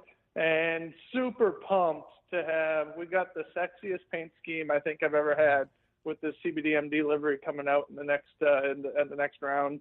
It's going to be awesome. It's going to be so cool, and just the involvement that CBDMD has taken in sports in general, not just with ARX and Rallycross, but just the amount of support that they're pouring across the entire action sports industry is pretty amazing. So we're pretty excited to bring them on board for our next race. We got a doubleheader at Gateway. We're going to go there and put them on the top step of the podium both days, hopefully. Yeah, dude, that paint scheme is, I saw it in person. That thing is just ridiculous. It is. I mean that in the best possible way. I know our buddy Kevin Wilson, who does a lot of work for me as well. I think he was involved in that. But dude, I got to say, you slayed it with livery. And I see a lot of race cars. You've seen a lot of race cars, but once in a while you see one and you just go, man, that thing is magic. And I think you guys nailed it with the paint scheme this year. Right. Yeah, we're pretty pumped about it. So hopefully it'll stand out good on TV and it'll look good with champagne sprayed all over it for sure. For sure. All right, Steve. Well, I appreciate the time, my friend. Always fun catching up. Good luck. I will be watching on social media, hoping to see you around the box there in your race this weekend. You're a good man, my friend. Appreciate you having me. Never a dull moment with Steve Arpin. That is definitely an understatement. As somebody that knows him both on and away from the track, it is always a good time when Mr. Steve Arpin is involved. And, he's one of those guys you just got to root for. You may have other drivers you root for also, but Steve Arpin is one of those guys you always got to be rooting for. And we're going to take a short break. We'll come back with more right after this here on the Down and Dirty Radio Show, powered by Polaris RZR. 4WP is more than a store. We're truck and Jeep experts and have been for over 50 years. From wheel and tire upgrades to full custom builds, 4WP has you covered. Whether you want to order the best parts online or shop in store, do the work yourself, or get it done by a pro, all roads lead to 4WP. Do your rig right. Shop online or find your store at 4WP.com. Looking to have some fun on four wheels? Dirtfish Rally School has you covered. Packing as much adrenaline and adventure as you can handle into high-performance all-wheel drive and rear-wheel drive Subaru rally cars is where the fun begins at Dirtfish. Just 30 minutes outside of Seattle in Snoqualmie, you'll get a chance to train up to 3 full days with some of the country's best instructors and be put through the high-octane rush of rally on mud, dirt, and tarmac. Get started today and call 425-888-7715 or visit us online at dirtfish.com and use code 911 for a 15% discount. Thanks for tuning in to the Down and Dirty Radio Show, available live online in syndication on networks across the U.S. and available internationally on the American Forces Network. Welcome back to the Down and Dirty Radio Show, powered by Polaris RZR. Jim Beaver along here with Down and Dirty Show media director Chris Leone for our regular power ranking segment. It's a bit of a weird weekend, Chris. I know some series in action, some weren't. Father's Day weekend in the States. I don't know. It was just kind of a weird deal. My picks are probably some people that wouldn't normally make it on my list, but I think all things considered with what was actually in action and stuff, I don't know. I think it was probably a pretty mine will end up being a safe choice. I don't know, you kind of feeling the same way about yours? Yeah, Jim. I mean, it was an interesting weekend. I mean, if you're a pavement racer type, obviously you were focused on the 24 hours of Le Mans probably, and maybe a little bit in the NHRA, but we still had pro motocross and, the Crandon brush run with well over a dozen classes that you were out in Wisconsin for. So it's not like, there may not have been a lot of diversity in racing series, but it's not like we were lacking options. Yeah, definitely had a lot of options. So with options being the theme of the day, let's roll right into things. Who did you have at number 5? Well, Jim, I had Adam Santiarulo in pro motocross at my number 5. We've been focused, I think, a lot on the 450 riders in our power rankings previously, but with Eli Tomac taking the overall at High Point with a 3-2, I think it's high time that we highlighted Santiarulo a little bit. He's won the second moto in most of the races this year. I believe he's won at least one of the motos every single race so far this season. He has put the Supercross season well behind him, and, you know, anytime you can kick off pro motocross with 4 overall victories in a row, you're in pretty good shape. I mean, Eli Tomac did, I believe it was 6 last year, and just cruised to the 450 title. Had a little competition, but basically cruised. And I can see the same thing happening for number 92 in the 250 class. And, you know, all you 250 fans, you may want to savor this because I think Adam's going to move up to a 450 next year. Yeah, you know, I think that's coming. You know, he's got – I think we've all been waiting for that big – like signature championship victory for Cianciarulo, and it hasn't come. Obviously, it's looking like it's going to happen. You know, I honestly, me personally, as a fan, I would rather him sit another year in 250s, at least in Supercross, and then maybe. I don't know, maybe run 450s in outdoors next year, but I don't know. I don't quite know if he's ready for the big show in Supercross. I guess I just haven't seen that dominance that we are expecting in Supercross yet. Outdoors, absolutely, after this season. I think, honestly, what we might see is Cianciarulo run 250s in Supercross next year and then move to the 450s for outdoor, and then that'll roll into the following season where he'll run 450 in Supercross. My outside-the-box prediction that has absolutely no basis in fact whatsoever, but that's the way I'm feeling things. But I will say Cianciarulo is on my list. He is not at number 5, and I know I'm probably going to have a lot of people assassinate me over this one. But, you know, I had to put Team Toyota, obviously lead driver Fernando Alonso taking the victory at Le Mans. I had to put them at number 5, Chris, mainly because there was one factory team in the Premier Division. It was Toyota. They had 2 cars. Like, we knew Toyota was going to win. Like, to me, I know Le Mans isn't easy to win, but this kind of was a phone-in. Like, let's be honest. This wasn't like it was, like, grueling, gripping competition for Toyota. I don't know. I felt like, you know, if they kept the cars on track, one of the 2 Toyotas is going to win. And to be honest with you, Alonso's team didn't look like they were going to win until right at the end. So, for those reasons, it's a Le Mans victory, but I've got them at number 5. And for those same reasons, Jim, that's why I don't have them on my list at all. I love factory competition. I know we're going to get a little more of it with Hypercar. And yes, the 24-hour endurance race victory is a far more impressive driving achievement than I think I will ever accomplish in anything. Real life, virtual, doesn't matter.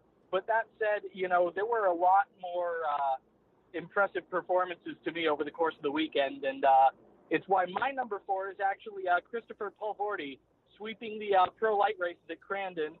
No easy feat, especially when you've got the best of, you know, both the Midwest and the West Coast with Ryan Beat also coming over. Pulvorti to go back-to-back on Saturday and Sunday at Crandon. No easy task. Super impressed with him being able to do that. It's going to be really fun to watch him and Ryan Beat face off all year, so... Christopher Pulvorti at my number 4. Yeah, you know, and I think, honestly, when it comes down to it, I didn't get a chance to talk with Ryan Beat. I think there was something gearing in his truck off. I think they had set it up to run the long course. They ended up running the short course. There was something, reason why he was off the pace. That's not taking anything away. Pulvorti was on another level, absolute dominance. He was not my number 4, though. My number 4 was coincidentally your number 5. I had Adam Cianciarulo there. Same reasons you said. Obviously, sweeping 250 so far. You know, he's 4 for 4. You know, taking a win this weekend. Obviously, I will say Eli Tomac nowhere on my list this week, not taking his victory away from him, but you know, 3-2, it just wasn't that dominant. I felt like Cianciarulo, he has definitely earned his due on my list. I had him at number 4. Probably if he was on a 450, he would have ranked right up towards the top, but because he was in the 250 division, had him at number 4. Yeah, absolutely, Jim. And, you know, it was such a deep weekend for off-road racing, whether it was on 2 wheels or 4, but I'm actually going to make the switch back to pavement for number 3. I've got Bob Tasca III. You know, back in the funny car victory circle for the first time since 2012, you know, it's always tough to take home a Wally in the funny car class, but to have to do it against John Force at Bristol on a weekend where Force was so good that he had a bye in the first round and denying him number 150, I mean, absolutely got to stick Bob Tasca on my list. I think that's a well-deserved number 3. And if not for the guys who are in first and second on my list, most weekends that would earn you a number 1. Yeah, absolutely. Most weeks it would earn you a number 1. I am actually, I can honestly say this particular series has never been on my list since we started doing power rankings. And that being said, NASCAR wasn't in competition. Xfinity was, and Christopher Bell took a big victory in Xfinity. And, and it wasn't just a victory, Chris. There was 240 laps. He led 186 of them, and it was the final 186 laps. There was 54 laps in. He took the lead at lap number 54 and then went for 186 laps straight in the lead and never left the lead. Absolute dominance by Christopher Bell. We'll mention he's a 3-time Chili Bowl winner also. But to me, when you can dominate an Xfinity race like that, lead 186 laps, you're going to be on my list. Oh, absolutely. And you don't need to sell me on Christopher Bell's driving talent, Jim. I know full well, considering that he's been carrying the iRacing logo on those Chili Bowl winning cars. But, all the credit in the world to Christopher Bell and whoever is declared the winner of the Truck Series race at Iowa. I know that's still a bit in dispute, but, for number 2, I'm staying on pavement, but I am staying on the quarter mile. What can you say about Mike Salinas? Finally got his first victory this season. And to get your second victory by snapping Steve Torrance's 5-race win streak, I mean, that is one hell of a way to do it. It's at Bristol. I mean, obviously Bristol is a special facility. No matter what vehicles you're running there, we were lucky enough years and years ago to do it once at GRC, and I got to experience just what a special place that is firsthand. And the dragway is awesome. And for Mike Salinas to go up against Steve Torrance, have to take Steve Torrance of all people down, put that win streak to an end, and become just the second multi-race winner in Funny Car all season long. Mike Salinas, a well-deserved number 2 on my list. Yeah, no, and you know what? Mike Salinas was my number 2 as well. Exact same reasons you said. I mean, he went head-to-head with the absolute red-hot Steve Torrance, 5 straight NHRA Top Fuel victories. And as Ric Flair used to say, to be the man, you got to beat the man. Mike Salinas went head-to-head with a top guy in the sport, and he slayed the dragon. And Steve-O's he's one of my best friends. But you know what? Salinas got the best of him this past weekend. And, Salinas right now, he's top dog. And you got to give this guy credit, man. I mean, Steve Torrance has dominated this year, but Salinas, he's got 2 wins, and he's we talked about Torrance Racing and those Capco boys and being an independent and a smaller team, same with Milliken, and, you've got these juggernauts that are Don Schumacher Racing, and don't get me wrong, absolutely love the people at Don Schumacher Racing, but, Salinas' team, Scrappers Racing, they're even smaller than Torrance and the Capco boys. I mean, this is a big, big deal for Salinas. For him to beat Torrance in the final round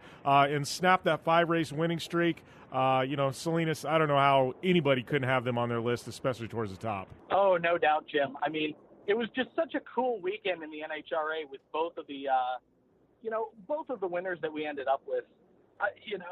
I mean, what can you say about somebody returning to the winner's circle after that many years? And what can you say about Mike Salinas? Like you said, just kind of slaying the dragon there. I mean, they have been scrappy. They have absolutely lived up to their name, and they've been impressive. But I have a feeling we have a shared number 1, and considering that if it's who I think it is, you were there, I feel like you should introduce him. Yeah, I think we are both, and like I said, Chris and I don't collaborate on these, but I think, the consensus in motorsports this weekend has to be Keegan Kincaid, the number 1 top driver in the world. That's kind of crazy to say that.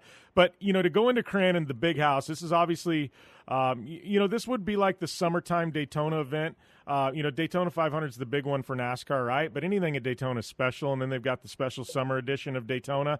And it's still good to win. It's not quite the big one, but they do have the Cup race. And in Crandon, I mean, people bring their A game, whether it be they call it the spring, but it's actually summer edition, or the fall edition. But Keegan Kincaid, the local boy, this was an emotional race for that team. He lost his best friend a week ago. And the guy that was the best man in his wedding, Keegan was the best man in his friend Steve's wedding. He was a part of the team. The entire community of Crandon loved this kid. They lost him a week ago. This was an emotional race. Keegan went in there. He won the first one, and if you guys watch the live stream, I mean, everybody was in tears. Everybody in the crowd. I was in the booth. Keegan was. Everybody was in tears over it, so emotional. Then he comes back Sunday and wins again, and we go, all right, well, Keegan's got a Pro 2 sweep of the weekend. Nobody thought a Pro 2 was going to be able to go head-to-head with the Pro 4s in the Cup race. Then somehow Keegan gets shot out of a cannon. He walks away with a Cup race, 3 for 3 in the weekend, including a Cup race against the Pro 4s. Like, to me, it does not get any better than that. I don't know how you cannot have Keegan Kincaid at the top of your list. I mean, just a dominant effort. Chris, I know you were tuned in online. I mean, what were you thinking? Oh, absolutely, Jim. I mean, I was watching the interviews after the fact, and, had the Pro 4s been able to get him, I think Johnny Greaves probably would have taken that checkered flag in the Cup race. But like he said, sometimes it favors the Pro 4s, sometimes it favors the Pro 2s. And, Keegan Kincaid absolutely shot out of a cannon in that Cup race. I mean, you could tell he was racing for something more than just, a 5-figure check over the course of the weekend. And what else can you say about it? I mean, just an incredibly impressive drive. It's always awesome to see the Midwest Short Course League back in action. I've been waiting for it for months now. I've been excited watching, Glen Helen and watching Wild Horse Pass and everything else. But to finally be able to see Crandon back in action, and then obviously we're looking forward to Bark River and ERX before we get the World Championships Labor Day weekend. Keegan Kincaid is on a mission. He's going to be on a mission. I mean, you see a performance like that, and you start to wonder, I know it's super early to ask it, but you start to wonder if a guy can go sweep the year. I mean, what can you say about a race like that? I'm beyond impressed. Well, it was a phenomenal effort. I mean, hands down. Chad Horde was driving very, very hard. He's got that new tire sponsor, and Horde was driving his butt off in every single race, and he was just the bridesmaid of Keegan all weekend long. And any other weekend, I think Chad Horde would have swept the weekend, but Keegan was just that good. Even Johnny Greaves up on the podium at the end of the Cup race, he just looked and said, "Hey, I had nothing for the kid." Like, the kid was just that good. It was his weekend, So I agree, Chris. Both of us had Keegan Kincaid on the top of our list. We'll give a shout-out, though. I didn't have him on my list. Christopher Pulverdi, that you did, and CJ Greaves, both having solid weekends in action as well. But we've got to take a short commercial break, and we'll be back here to the Down and Dirty Radio Show, powered by Polaris RZR. Looking to have some fun on four wheels? Dirtfish Rally School has you covered. Packing as much adrenaline and adventure as you can handle into high-performance all-wheel drive and rear-wheel drive Subaru rally cars is where the fun begins at Dirtfish. Just 30 minutes outside of Seattle and Snoqualmie, you'll get a chance to train up to 3 full days with some of the country's best instructors and be put through the high-octane rush of rally on mud, dirt, and tarmac. Get started today and call 425-888-7715 or visit us online at dirtfish.com and use code 911 for a 15% discount. Life is all about sound, the sound of sports, the sound of the racetrack, and the sound of your vehicle. Don't drive around listening to this. Drive around listening to the sound of performance. Gibson Performance. Gibson Performance Exhaust is the company who can turn this into this. Remember that life is all about sound, and Gibson Exhaust is the sound of performance. Check out your next catback exhaust system, headers, muffler, or UTV exhaust at GibsonPerformance.com and get more power and more sound. Thanks for tuning in to the Down and Dirty Radio Show, available live online, in syndication on networks across the U.S., and available internationally on the American Forces Network. All right, and we are back here on the Down and Dirty Radio Show, powered by Polaris RZR, to wrap things up. Just another 2 hours in the book here, and thanks to all of you for tuning in and helping out with the shenanigans. Thanks to Chris Leone for doing power rankings and just helping out all in all with the site and everything he does. Big shout out to Tiffany Stone, who does a segment every week. She wasn't on this show this week. It's because she did the entire off-road edition with me. You guys should check that out on iTunes or Down and downanddirtyshow.com. Subscribe to both that show and this show. It's all the same feed. Also, check out Project Action on Podcast One. You know what? My guest this week, Ryan Tuerck. Yes, you heard him here, but that little interview is quite a bit longer than that. You want the director's cut, full uncut? Yes, you're going to have to tune into Project Action this week. Yes, some unique content there coming from Ryan Tuerck. You guys are going to have to check out that show if you want to get locked and loaded, dialed in with that. So, yes, thanks to all my guests, Steve Arpin as well. Please go and check us out on social media at Jim Beaver 15, also at Down and Dirty Show and at Dirt Daily Media. Got 3 accounts there on Instagram, but Jim Beaver 15 everywhere else. Got a Facebook group as well. Downanddirtyshow.com is where you can get all the web content. Also got a YouTube channel as well where we post shows and some videos here and there. So check us all out, man. Get dialed in with everything. MyMedic.com. You're looking for that coupon code. It's Jim Beaver. Dirtfish. It is JB Dirtfish for 15% off at Dirtfish Rally School. Thanks to Polaris Razor, General Tire, 4-Wheel Parts, MyMedic.com, Vision Wheel, Gibson Exhaust, Dirtfish, MotoShield Pro, our good friends at Super ATV coming on board. Stoked to have the best UTV axle company in the world on board here. Not only that, they got control arms and everything else, but always fun. Got my friends at Pro Armor helping out with a new build too, so you guys are going to have to check out the website for that. Got some fun stuff coming. Anyways, thank you guys, and we'll be back next week right here on the Down and Dirty Radio Show, powered by Polaris Razor. See you next time.